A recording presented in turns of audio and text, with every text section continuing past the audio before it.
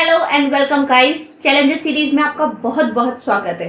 आज हम यहाँ पर जो आपका pair of linear equation in two variables है उसकी वर्ड प्रॉब्लम्स डिस्कस करने वाले हैं। इस वाले लेक्चर में हम वो प्रॉब्लम्स कंसिडर करेंगे जो प्रॉब्लम होती है based on numbers and based on edges, ठीक है। और इसके बाकी के जो पार्ट्स है हम नेक्स्ट लेक्चर में कवर करेंगे। और जिन्होंने चैनल को सब्सक्राइब नहीं किया है वो फटाफट से चैनल को सब्सक्राइब कर लो। अच्छा, अब मैंने आपसे पिछले लेक्चर में एक क्वेश्चन पूछा था, उसका जो आंसर है मैंने आपको बताया था, मैं आपको नेक्स्ट लेक्चर में बताऊंगी। वहां पर जो x की वैल्यू है वो आनी चाहिए 1/2 और जो y की वैल्यू है वो आएगी 1/3। जिसका भी आंसर करेक्ट आया है वो मुझे कमेंट सेक्शन में जरूर बताए, ठीक है। तो चलिए स्टार्ट करते हैं। सबसे पहले word problems based on edges, ठीक है। तो इसमें किस टाइप के क्वेश्चन कवर होते हैं ये हम देखते हैं। देखिए, ये क्वेश्चन जो है ये 3 मार्क्स का आया था स्टैंडर्ड मैथ्स में, 2020 में ही आया हुआ क्वेश्चन है। तो चलिए इसको देख लेते हैं। क्वेश्चन है, the present age of a father is 3 years more than 3 times the age of the son. 3 years hence, मतलब 3 साल बाद, the father's age will be 10 years more than twice the age of the son. Determine their present ages. अब जब इस type के question आते हैं ना तो हमें क्या करना है, जो चीज हमें नहीं पता है हम उसको कर लेंगे। सपोज तो यहाँ पर हमसे जो पूछा गया है हम उसी को मान लेंगे। यहाँ से हमसे क्या पूछा है, हमें प्रेजेंट एज बतानी है, किसकी, फादर की भी और सन की भी, ठीक है। तो हम यहाँ मान लेते हैं कि भाई जो फादर है उनकी जो प्रेजेंट एज है वो x है और जो सन है उनकी y है। तो हम सपोज कर लेते हैं कि जो फादर है उनकी जो प्रेजेंट एज है वो है x और जो सन है उनकी जो प्रेजेंट एज है वो है y, ठीक है। अब आगे इस क्वेश्चन को कैसे सॉल्व करेंगे, देखो बहुत ध्यान से समझना कि वर्ड प्रॉब्लम को हम इक्वेशन में कैसे लिखते हैं। बच्चों को इसमें बहुत डिफिकल्टी आती है और ये बहुत आसान होता है, ठीक है। तो अब यहाँ पे क्या है, the present age of father is, ठीक है, जो फादर की प्रेजेंट एज है वो, तो फादर की जो प्रेजेंट एज है हमने क्या मानी है, x। तो जो प्रेजेंट एज है फादर की इज, ठीक है, इज किसके इक्वल टू है, 3 years मोर, 3 साल ज्यादा। यानी हम क्या कर सकते हैं, 3 साल ज्यादा किसके, then 3 times the age of the son. Son की एज क्या है, y, और उसका कितना है, 3 times। समझ में आया मैंने ये इक्वेशन कैसे लिखी है।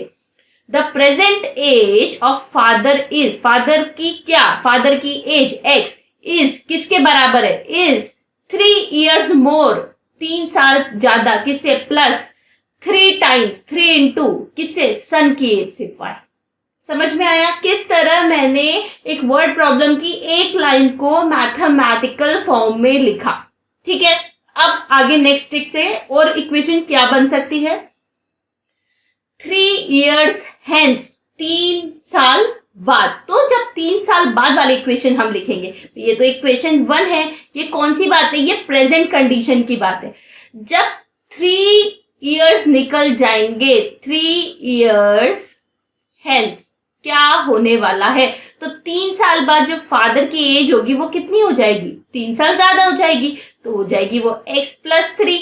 और जो सन है उनकी जो एज हो जाएगी वो 3 साल बाद y+3 हो जाएगी। यहां तक सबको समझ में आ रहा है ये क्यों हुआ भाई। आज मेरी एज अगर 20 है, अब आप सोचोगे मैम आप 20 के तो नहीं लगते, अरे 20 ही है यार तो जोक्स अपार्ट, अगर आज मेरी एज 20 है तो 3 साल बाद कितनी होगी, 23, 20+3। सिमिलरली फादर की एज अभी x है तो 3 साल बाद x+3 होगी। सिमिलरली सन की y है तो ये कितनी होगी, y+3।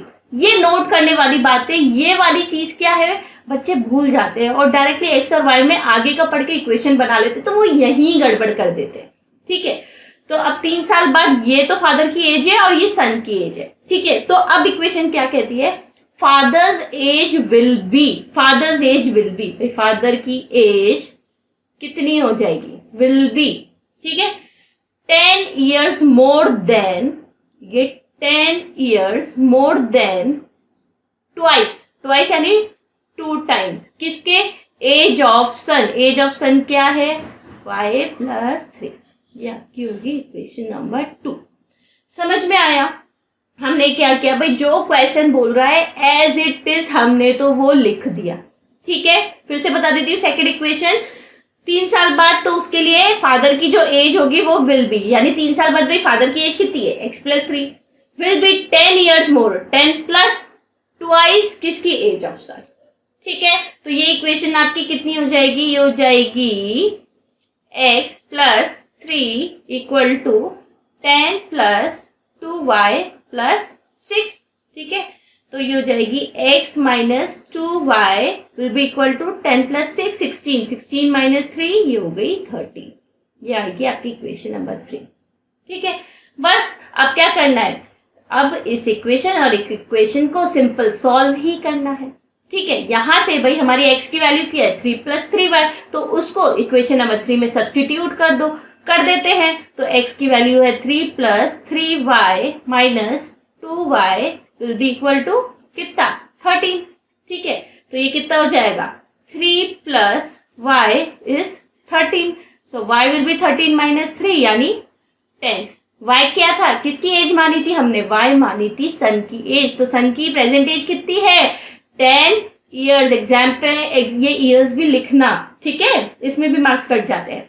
जब y की वैल्यू 10 आ गई तो x की वैल्यू निकाल सकते हैं। तो x की वैल्यू कितनी हो जाएगी, x will be 3 plus 3 into y कितना है 10, 3 प्लस 30 यानी x की वैल्यू कितनी हो गई 33 ईयर्स। तो ये y ना, ये y नहीं, इसलिए ईयर्स पूरा लिखो, कंफ्यूजन हो जाता है एग्जाम में। तो x की वैल्यू कितनी आ गई 33 ईयर्स, यानी जो फादर है उनकी एज कितनी है 33 ईयर्स और जो सन है उनकी एज कितनी है उनकी एज कितनी है 10 ईयर्स। समझ में आ गया? ठीक है, अब इस तरह के क्वेश्चन आप कर सकते हो, चलो बहुत अच्छी बात है। ठीक है, समझ में आ गया। अब बच्चों आपको पता है आप ये क्वेश्चन सिंगल वेरिएबल में भी कर सकते हो। अब आप सोच रहे हो मैम सिंगल वेरिएबल में कैसे करेंगे, सिंगल वेरिएबल में कैसे करेंगे वो मैं आपको अभी दिखाती हूँ। क्या है, आप इसके बाद जो चैप्टर पढ़ोगे वो है क्वाड्रेटिक इक्वेशन। जब क्वाड्रेटिक इक्वेशन से हम डील करेंगे तो वहां आप सीखोगे कि आप एक वेरिएबल में ही काम करोगे और उसमें आप स्क्वायर की जो इक्वेशन है उनको सॉल्व करना सीखोगे। तो उस टाइप से भी हम इस क्वेश्चन को सॉल्व कर सकते हैं। तो एग्जाम में आपके पास चॉइस रहेगी कि आप लीनियर इक्वेशन से करो या क्वाड्रेटिक इक्वेशन से करो। जो क्वाड्रेटिक से होगा उसका सोल्यूशन मैं आपको दिखा देती हूँ। देखो यहाँ पर ये, अब यहाँ पर ये इक्वेशन कैसे लिखी है वो मैं आपको यहाँ पे थोड़ा थोड़ा समझा देती हूँ। देखो अभी हमें पता नहीं है फादर की एज और सन की एज क्या है, तो हम मान लेते हैं कि भाई जो सन है उनकी एज x है, तो फादर की कितनी होगी, तो फादर की क्या है, age of father is 3 years more than 3 times the age of the son. तो फादर की एज क्या है 3 इंटू सन एज, तो x है वो, ठीक है, प्लस 3। ठीक है, तो ये आ गई। तो बस 3 years लेटर क्या होगा, 3 years लेटर सन की एज होगी वो कितनी होगी x प्लस 3, और फादर की एज क्या है हमारे पास 3x प्लस 3 है और प्लस 3 कर देंगे। प्लस 3 क्यों किया भाई, 3 साल बाद की हम जो बात कर रहे हैं, तो ये है 3 साल बाद वाली एज। अब 3 साल बाद वाली कंडीशन क्या है, father's age will be 10 years more, यानी 3x plus 6 will be equal to 10 plus twice of x plus 3। जब आप इसको फर्दर सॉल्व करेंगे तो उससे आप डायरेक्टली इक्वेशन निकाल सकते हैं। हालांकि ये जब आप सॉल्व करोगे तो ये क्वाड्रेटिक नहीं बन रही है, इसको आप सिंपल लीनियर में भी कर सकते हो और ये बिल्कुल गलत नहीं है। आप चाहो तो एक्स वाई दोनों मानो, आप चाहो तो सिंपल एक्स मानो, लेकिन बहुत सारे ऐसे क्वेश्चन आ जाते हैं जहां पर वो इक्वेशन बन जाती है क्वाड्रेटिक। ठीक है, तो चलिए अगर इस टाइप का क्वेश्चन आता है तो आपके 3 मार्क्स तो एकदम पक्के हो जाएंगे। ठीक है, चलिए एक और क्वेश्चन देख लेते हैं एजेस पर ही। 5 years hence, ये तो डायरेक्टली 5 साल बाद की बात कर दी इन्होंने, बहुत बढ़िया। The age of Jacob will be 3 times that of his son, यानी यहाँ पर भी जैकब और उसके बेटे की बात हो रही है। तो सबसे पहले मान लेते हैं भाई जो जैकब है उनकी एज है x और जो उसका सन है उसकी एज है y। ठीक है, the age of Jacob will be 3 times that of his son। तो age of Jacob जो फर्स्ट कंडीशन है उसके अकॉर्डिंग क्या है, जो जैकब की एज है वो क्या है विल बी, भाई जैकब की एज कितनी है, एक्स और वाई तो प्रेजेंट एजेस है, पर यहाँ पे कंडीशन किसकी है, 5 इयर्स आगे की, तो 5 साल बाद, जो फर्स्ट कंडीशन है ये कब होगी, जब जैकब की एज है x+5 और जो उसके सन की एज है वो है y+5। तो ये जो इक्वेशन है ये प्रेजेंट कंडीशन x+5 की बात कर रहा है, तो x+5 will be 3 times that of his son, यानी y+5। ठीक है, तो ये जो फर्स्ट इक्वेशन है इसको सॉल्व करके लिख देते हैं, ये होगी x+5 is equal to 3y+15। ठीक है, तो इसको जब फर्दर लिख सकते हैं, इसको क्या लिखेंगे, x minus 3y will be equal to 15 - 5 यानी 10। ये हो गई आपकी फर्स्ट इक्वेशन। ठीक है, अब क्या है, 5 years ago, कैसी बात कर दी, 5 साल पहले की बात कर दी, तो 5 साल पहले जो होगी तब जैकब की एज कितनी है, जैकब की एज होगी 5 साल पहले x-5 और उसके सन की होगी y/5। तो 5 साल पहले क्या कंडीशन है, 5 साल पहले ये कंडीशन है, जैकब्स जैकब एज की क्या है, x-5 वॉज कितना है, 7 times दैट ऑफ हिज सन। ठीक है, जो वर्ड्स में लिखा हुआ है उसको ही जस्ट एल्जेब्रिक फॉर्म में हमने लिख दिया। ठीक है, तो ये हो जाएगा x-5 is equal to 7y - 35। तो ये हो जाएगा x-7y विल बी -35 + 5 यानी ये हो जाएगा -30। ये इक्वेशन नंबर 2 है। अब क्या करना है, सिंपल ये दोनों इक्वेशन को सॉल्व करना है। ठीक है, ये कैलकुलेशन आप कर लेना। जब आप इसको सॉल्व करोगे तो जो जैकब है उसकी एज आएगी 40 इयर्स और जो उसका सन है उसकी एज आएगी 10 इयर्स। समझ में आ गया, आसान है, सिंपल, जो लीनियर इक्वेशन है उसी को सॉल्व करना है हमें। ठीक है, तो इस टाइप के क्वेश्चन आते हैं वर्ड प्रॉब्लम्स ऑन एजेस पे। अब हम बात करते हैं कुछ वर्ड प्रॉब्लम्स जो नंबर बेस्ड होती है, वो किस टाइप के क्वेश्चन होते हैं। यहाँ पर भी हमने एक क्वेश्चन लिया है, ये 3 मार्क्स का पूछा गया था बेसिक मैथ्स में 2020 में। ठीक है, क्या है कि the difference between 2 numbers is 26। तो सबसे पहले नंबर्स मान लो, 2 नंबर है, उन दोनों का जो डिफरेंस है वो क्या है, 26। अब उन नंबर को कैसे मानना है वो एक बार देख लेते हैं। And the larger number exceeds thrice of the smaller number by 4, find the numbers। अब यहाँ पे अपन को नंबर इस तरह मानने हैं, लार्जर और स्मॉलर करके। आप डायरेक्टली फर्स्ट लाइन देखते ही डायरेक्ट मत मान लीजिए कि भाई ये x है या ये y है। आप पूरा क्वेश्चन एक बार पढ़िए वर्ड प्रॉब्लम में, क्योंकि कई बार जो सेकेंड लाइन होती है उसमें कोई इंपॉर्टेंट कंडीशन दी हुई होती है जिसके बेस पर ही जो फर्स्ट इक्वेशन है वो बनाई जाती है। ठीक है, तो हम यहाँ इसको ऐसे मानेंगे, लेट द लार्जर नंबर, उसको हम मानेंगे x और जो स्मॉलर नंबर है वो हो जाएगा कितना, वो होगा y। तो अब डिफरेंस जो है वो कितना है, 26। तो वो क्या होगा, y - x होगा कि x - y होगा। कैसे भाई, आंसर क्या आ रहा है, 26 आ रहा है, तो लार्जर में से स्मॉल माइनस क्या होगा, तभी पॉजिटिव आया होगा। तो यानी जो हमारी फर्स्ट कंडीशन है उसके अकॉर्डिंग जो इक्वेशन है वो है x - y is equal to 26। ये हमारी इक्वेशन नंबर 1 होगी। ठीक है, अब क्या है, द लार्जर नंबर एक्सीड्स। ठीक है, जो लार्जर नंबर है वो ज्यादा है, तो लार्जर नंबर किसके बराबर है, exceeds thrice of smaller number, smaller number का 3 टाइम्स, और किससे ज्यादा, कितना ज्यादा है, बाय 4।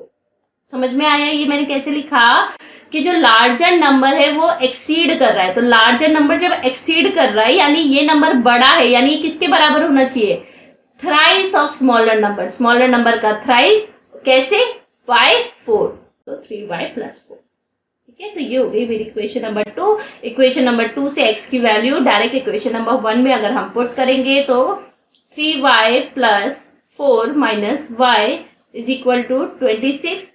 तो ये हो जाएगा 3y - y होगा 2y will be equal to 26 - 4 यानी 22। तो y की वैल्यू कितनी आ जाएगी, y की वैल्यू आ जाएगी 11। ठीक है, अब जब y की वैल्यू आ गई तो क्या हम x की वैल्यू निकाल सकते हैं? बिल्कुल निकाल सकते हैं। x will be 3y + 4, y क्या है 11, तो 33 + 4 कितना आ गया? 33 + 4, यानी x की वैल्यू आ गई 37। करके देख लो, 37 - 11 कितना आ रहा है? 26। देख लो, the difference between two numbers is 26। तो जब आपका आंसर आ जाए तो वो भी आप क्वेश्चन में रख के देख सकते हो। देखना, आपको वही के वही आंसर मिल जाएगा और आपको पता चल जाएगा कि आपने जो फाइनल आंसर निकाला है वो करेक्ट है या नहीं है। यह मैं आपको पहले भी कई बार बता चुकी हूँ कि जो भी आपका आंसर आए वो इक्वेशन में पुट करके देख लो, आपको पता चल जाएगा कि जो आपका आंसर है वो करेक्ट है भी या नहीं। ठीक है, निकालने का बहुत आसान तरीका होता है। ठीक है, और आप और भी अच्छी क्वेश्चन करना चाहते हैं, अच्छे विजुअलाइजेशन के साथ करना चाहते हैं, तो आप ई सरल ऐप को डाउनलोड कर सकते हैं। वहां पर यही नंबर प्रॉब्लम आपको विजुअलाइजेशन के साथ समझाया हुआ है, बताया है कि एक एक एज कैसे अपन कंसिडर करते, कैसे मानते, मतलब आपको फील आ जाएगी। उसके लिए क्या करना है? सिंपल ऐप को डाउनलोड करना है।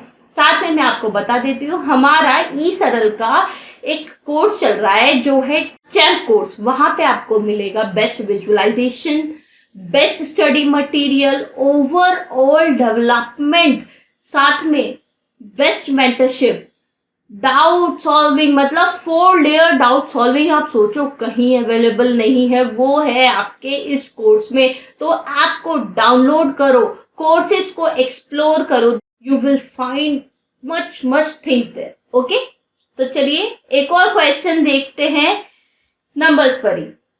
क्या है हमारे पास ये क्वेश्चन में? The sum of digit. अब पता है बच्चों, नंबर्स वाले जब क्वेश्चन आते हैं ना, तो उसमें दो तरीके के होते हैं। देखो, कई बार तो एक तो लार्जर स्मॉलर पे आते हैं, कई बार क्या होते हैं डिजिट्स बेस्ड आते हैं। और जो डिजिट बेस्ड आते हैं ना, उसमें हमें बहुत ध्यान रखना पड़ता है। उसमें हम डायरेक्टली नंबर नहीं मान सकते, उसमें हमें उसकी टेंस प्लेस, वंस प्लेस, इनका भी ध्यान रखना होता है। ठीक है, तो देखो हमारे पास क्या है, the sum of digit of a 2 digit number is 9।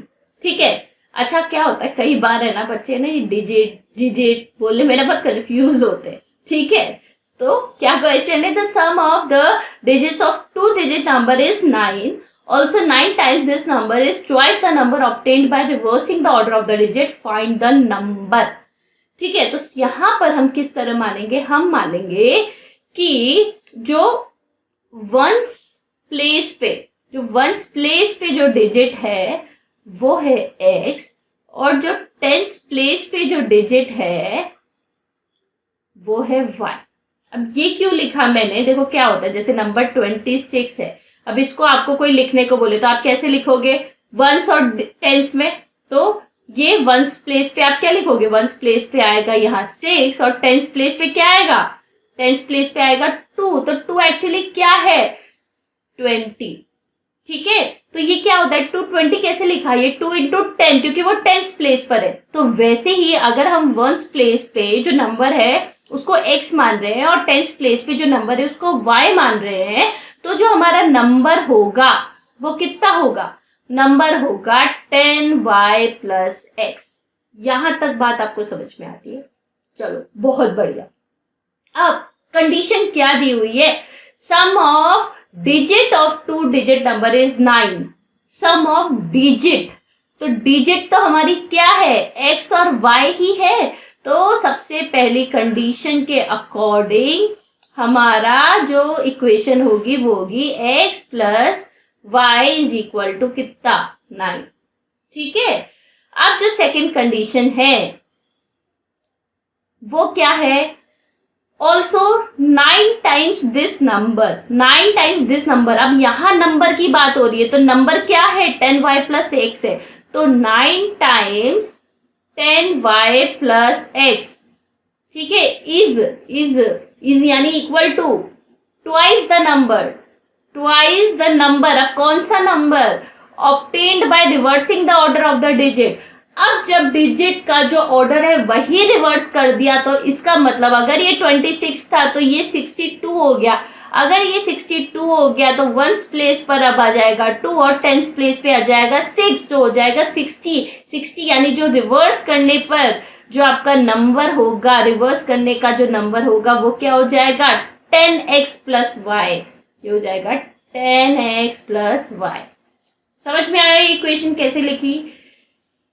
9 times this number, 9 times this number, number क्या था 10y plus x, is twice the number obtained by reversing the order of the digit। ये जब digit को reverse किया तो ये आया, यानी जो इक्वेशन हो जाएगी ये हो जाएगी 90y plus 9x is equal to 20x plus 2y।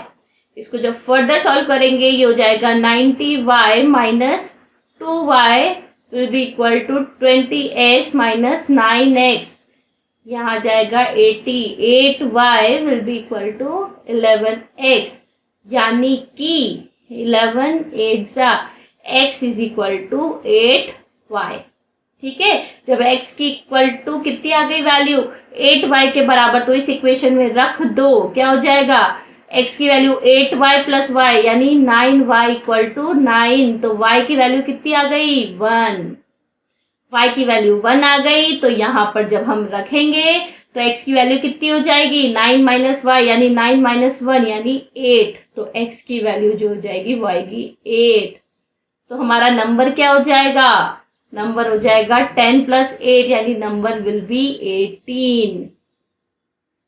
Some of digit is 9, 18, 1 plus 8 9, हमारा आंसर एकदम करेक्ट है। रख के देख लिया, देखा आंसर आ गया, और ऐसे ही आप एग्जाम में भी चेक करो, देखना आपको आंसर आ जाएंगे। ठीक है, तो ये पूरे थे वो क्वेश्चन जो वर्ड प्रॉब्लम्स के, इस टाइप के क्वेश्चन ही आपके एग्जाम में पूछे जाते हैं। ये थे based on number and based on edges. ठीक है, अब इसके नेक्स्ट वीडियो में हम बाकी की वर्ड प्रॉब्लम देखेंगे, और जिन्होंने अभी तक भी चैनल को सब्सक्राइब नहीं किया वो चैनल को सब्सक्राइब कर लो, बेल आइकन को हिट कर लो, ताकि जितने भी इंपॉर्टेंट नोटिफिकेशन है वो आपको टाइम टू टाइम मिल जाए। ठीक है, ऑल द बेस्ट, पढ़ते रहो, मचाते रहो।